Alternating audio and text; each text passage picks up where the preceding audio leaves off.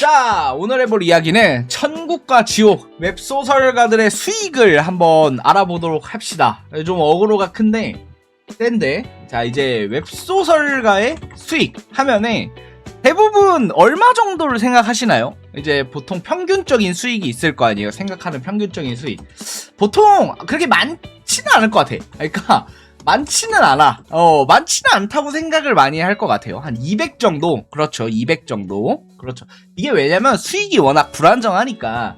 그런데 웹소설가는 제가 이제 여러 작가를 만났잖아요.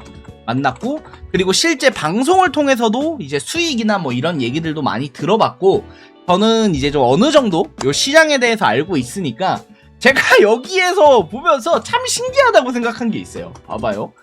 월천, 그러니까 월천 작가라고 하는 게 흔히 말하면 월 1000만원 이상 버는 작가를 월천 작가라고 하는데, 신기하게 생각보다 숫자가 많아요.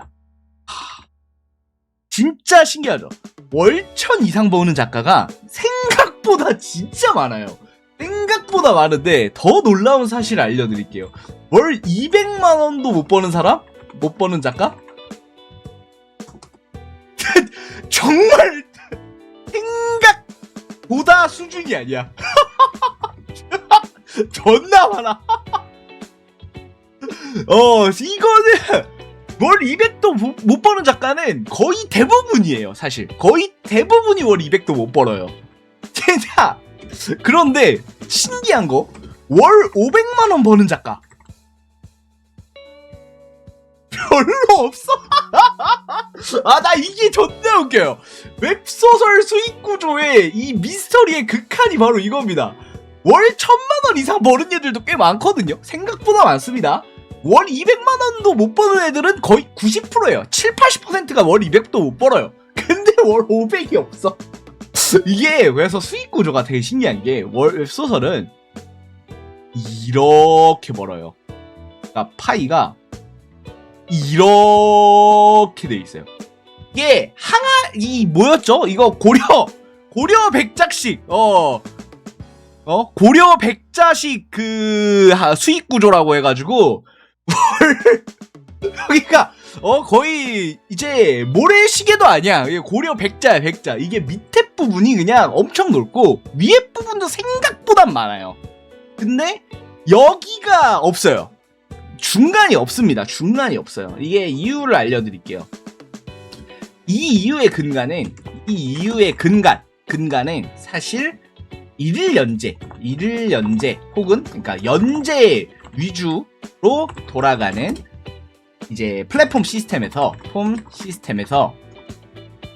랭킹 제도, 랭킹 위주로 노출이 되기 때문에 당연한 일이에요.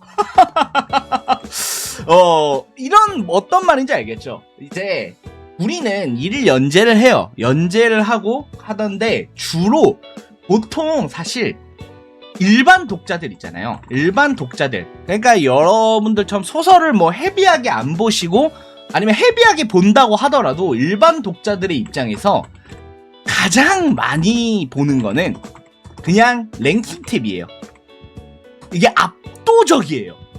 압도적입니다. 랭킹 탭을 누르는 쪽이 압도적이에요. 어느 정도로 압도적이냐면 다른 모든 걸 합쳐도 랭킹 탭만큼 뭐 안 봐요.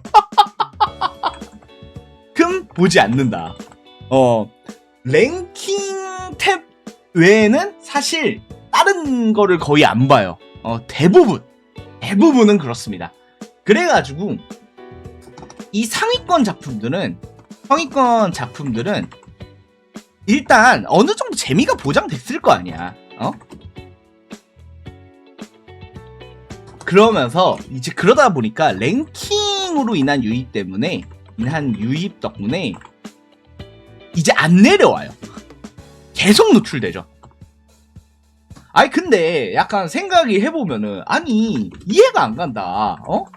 아니 그러면 얘가 그래도 뭐 300화 400화 500화 넘도록 연재를 하고 있는데 이걸 뭐 안 본 이미 다 본 거 아니야?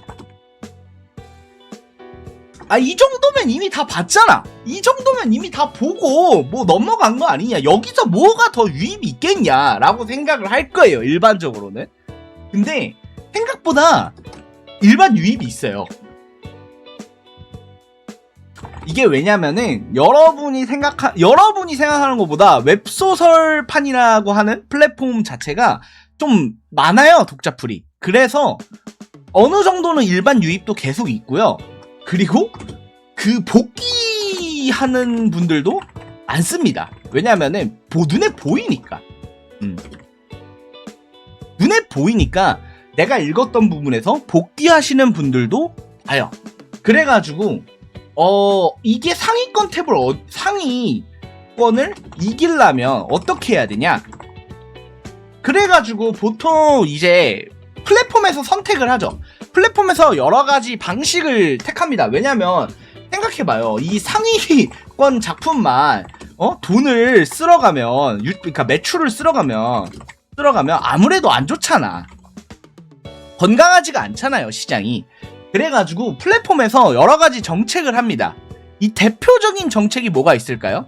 대표적인 정책. 여기서 진짜 큰 정책이 있어요. 자, 바로 우리가 생각하는 게 바로 일간 베스트. 뭐야, 씨. 아니야. 자, 일일 랭킹.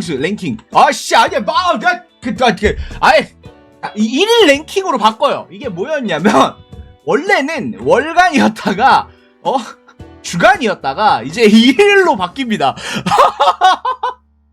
그래서, 깜짝 놀랐네. 그러다가, 일일로 바뀌어요. 왜냐면은, 아무래도 하루하루 이걸 계산하다 보면은 조금 더 눈에 띄겠죠. 일일 랭킹. 그래서 투데이 베스트. 요런 방식을 많이 취하죠. 그런데 이걸로도 부족한 거야. 그래서 뭐를 선택한다? 우리가 그래서 플랫폼에서 랭킹 탭을 누르면 가장 먼저 뭐가 나와? 맞아요. 실시간 랭킹이 나와요. 맞아요. 정확하네. 이게 플랫폼에서 랭킹 탭을 나오면 이제는 실시간 랭킹이 제일 우선순위에 나오게 바뀌었어요. 이게 바로 최대한 플랫폼 입장에서도 바꿔보려고 이제 유동을 따보려고 노력한 거예요. 왜냐면은 제가 말했듯이 아무리 뭐 사람이 많다고 해도 이제 계속 일반 유입이 꾸준하다고 하더라도 이제 본 사람들 입장에서는 내가 봤던 작품들밖에 없으니까 봤거나 아니면은 봤는데 내 취향에 안 맞아서 그냥 이제 넘어갔거나 하는 작품들밖에 없으면은 이 플랫폼에 있으려고 하는 시간이 줄어들 거 아니에요. 그래가지고 실시간 랭킹으로 바꿨는데 그래도 안 됩니다. 되게 신기해요. 그래도 안 돼요. 그래도 안 되더라고. 이게 되게 좀 어쩔 수 없는 것 같아. 그냥 랭킹 시스템 자체가 있는 한 어쩔 수 없는 것 같아요. 없는 현상 같다. 그런데 그렇다고 랭킹 시스템을 없애? 이건 절대 안 돼. 이건 랭킹 시스템을 없애라는 거는 이건 진짜 말도 안 되는 소리예요. 이거는 일단은 독자 입장에서 너무 불호가 커요. 랭킹 시스템 없애는 거는 독자 입장에서 그러니까 작가를 떠나서 소비자가 원하지 않아요. 그래가지고 요거는 안 돼. 그러다 보니까 결국에는 웹소설은 생각보다 소수의 작가가 매출이 굉장히 높게 나와요. 나오고 중간층이 박살나 있고 그 다음에 그 아래층이 대부분을 차지하는 구조로 짜여 있습니다. 근데 이게 뭐 솔직히 말하면은 웹소설 시장만 그럴까? 전 그건 아니라고 생각해요. 자, 창작 컨텐츠 사업 쪽에서는 일반적인 모습이라고 생각합니다. 이게 컨텐츠 시장 쪽에서는 굉장히 일반적인 형태의 수익 구조라고 생각을 해요. 그래가지고 월 1,000만원 이제 좀 막대한 돈을 우리가 생각하기엔 정말 많은 돈을 벌어가는 이제 좀 실력도 있지만 솔직히 운도 좋은 거예요. 작가들과 그 다음에 대부분의 사람들, 대부분의 이제 다른 작가들. 그래가지고 저는 작가님들이랑 얘기하거나 이럴 때 좀 그런 게 있어요. 좀 온도차를 많이 느껴요. 왜냐하면 사실 대부분은 엄청 힘들어하거든요. 이게 우리가 그러니까 웹소설가들이 그건 있어요. 그러니까 지출되는 돈이 상대적으로 적거나 아니면 줄일 수 있거나 해서 좀 그나마 나은데 그래도 대부분은 사실 많이 힘들어합니다. 왜냐면 우리가 빚내서 뭐 장사를 하는 건 아니기 때문에 이제 우리가 분류상으로는 자영업자죠. 분류상으로는 자영업자로 분류되는데 프리랜서인데 써있네. 아무래도 좀 여유가 없으신 분들이 좀 많더라. 제 개인적으로 봤을 때는. 그리고 반대로 여유가 너무 많은 사람도 있더라. 여유가 좀 넘치시는 분들도 있죠. 그래가지고 저는 이제 작가들 볼 때 온도차를 되게 극명하게 느낍니다. 그래서 제가 이제 처음에 말했던 게 천국과 지옥이라고 이제 표현을 했잖아요. 아무래도 이게 맞는 것 같아요. 이게 뭐 우리나라에서 물론 그러니까 돈이 행복의 전부는 아니라고 해도 솔직히 대부분은 되는 것 같아. 솔직히 한 8할은 되는 것 같은데. 전부는 아니지만 그리고 그건 있어요. 이게 그러니까 너무 남에게 손을 빌리지 않을 정도로 벌 수 있으면 괜찮은데 이게 사실 그것도 안 돼. 그것도 힘들더라고. 특히 이제 웹소설가 같은 경우에는 수익 공백기가 상당히 긴 편입니다. 왜냐면 이제 한 작품을 완결을 내면 이제 다음 짝을 준비를 해야 되잖아. 근데 이게 바로 나오는 작가가 있는 반면 아예 안 엄청 오래 걸리시는 분들도 있어요. 그래가지고 아무래도 요렇게 만약에 생각을 해봐요. 여러분이 작품이 잘 됐어. 그런데 그래서 1년에 1억을 벌었어. 그러면 와, 나 월천 작가야. 이렇게 생각을 하지만 사실 근데 신작 준비하는데 한 2년 넘게 걸려. 그러면은 3년 동안 1억 번 거잖아. 물론 완결 수익이 있죠. 완결 수익이 있긴 하겠지만 어쨌든 이 연재 당시만큼 못 번단 말이야. 그러면은 확 줄어들죠. 아무래도 그런 게 있어요. 그러다 보니까 여기서는 생각보다 이제 그 시간 꾸준히 쓰는 게 꽤 수익에 많이 도움이 돼요. 많은 차이를 줘요. 이거가 좀 제가 이제 봐왔고 그리고 제가 실제로 경험을 해봤던 것도 있지만 이 생각보다 꾸준히 쓴다는 것 자체가 그러니까 꾸준히 작품을 내는 거야. 쓰는 것만이 아니라 꾸준히 작품을 내는 게 정말 큰 차이를 내더라. 그렇게 따져가지고 좀 웹소설 쪽에서 보면은 시장 참여자들이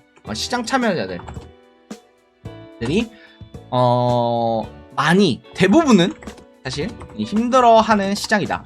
특히 이게 왜 이런 이유가 좀 커졌냐를 좀 예시를 드리면은 완결 작품 수익이 이제 좀 많이 줄어들었다. 이게 좀 큰 문제인 것 같아요. 이게 시장 자체가 연재 방식으로 가거든요. 왜냐면 제가 아까 말했잖아요. 랭킹 같은 것도 이제 일간 연재나 일일 연재나 이제 실시간 연재 쪽으로 진행이 된다고 주 위주로 진행이 된다고 했잖아요. 그러다 보니까 완결작들이 어디를 못 가요. 가기 힘들어요. 예전에는 그 완결을 내고 그 플랫폼들을 유통을 하면서 어느 정도 수익이 나왔거든요.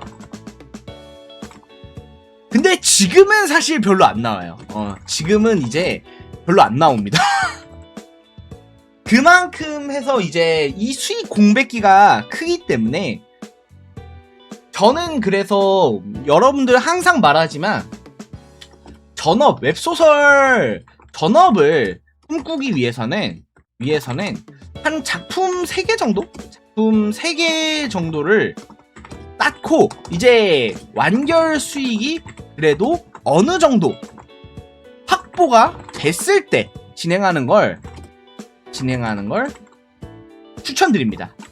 그 전에는 사실 이 수익 패턴이라는 게 좀 일정하지가 않아서 스스로 너무 힘들 거예요. 중간에 몇 개월 동안 200만 원이 뭐야? 몇 개월 동안 100만 원도 못 벌 수도 있어요. 몇 개월 동안 뭐 50만 원도 안 나올 수가 있어. 그러면 너무 힘들어요. 그렇기 때문에 어느 정도 웹소설가들의 대부분 천국과 지옥을 알아봤습니다. 좀 근데 저도 제가 말하기 전에 저는 그래도 나름 어느 정도 운이 좋았고 굉장히 좀 잘된 케이스에 속했지만 그래도 쉽게 섣부르게 그냥 접근하시는 거는 좋은 생각은 아니라고 생각해요. 대부분은 200도 못 벌고 있는 시장이고요. 대부분이 뭐야? 사실 90% 이상이 200도 못 벌고 있는 시장이고 중간층이 박살났다는 거는 어느 정도 안정적인 수익을 기대하기가 어려운 시장이다. 안정적인 수익을 기대하기는 어려운 시장이다. 라는 거를 좀 알아주시면서 이제 생각을 해보시면 좋을 것 같다고 생각합니다. 이상 여기까지 오늘의 이야기 마치겠습니다. 감사합니다.